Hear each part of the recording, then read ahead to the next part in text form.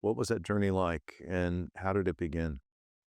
I feel like the journey of Mary sometimes is muffled because I'm a child. When you're going through displacement as a child, there's just so much mixture in it. And for me, for many years, the beginning of my story felt like a fun experience.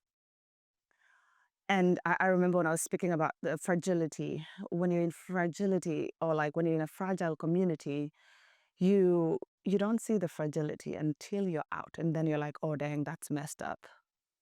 Right.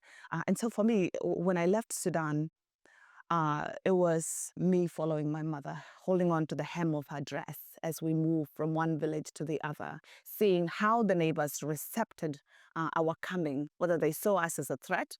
Is this going to make them feel like, okay, we are welcoming neighbors, whatever they bring, whatever is chasing them to us, right?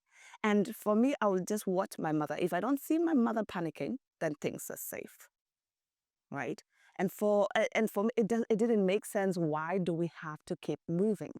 Why do we have to have that mat folded every single time?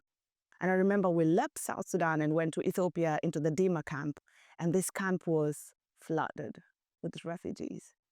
And I remember like the humanitarian action that was taking place there is trying to scramble for the numerous number of people coming in against the resources that were there.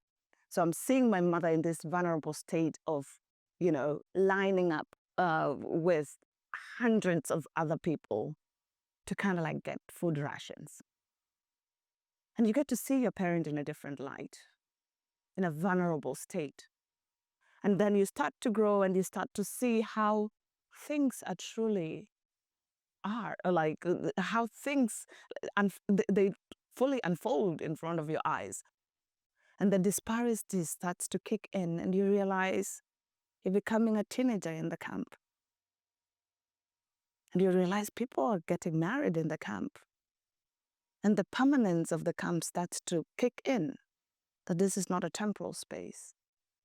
And by then, again, you're still in a fragile community because you haven't been out. It's isolated from the rest of the country. To leave, you need a permit. You can't just walk around within Kenya. During that time, if you are found in Nairobi, the capital, you get deported back to the camp. And so, like, in some way, it feels like a prison.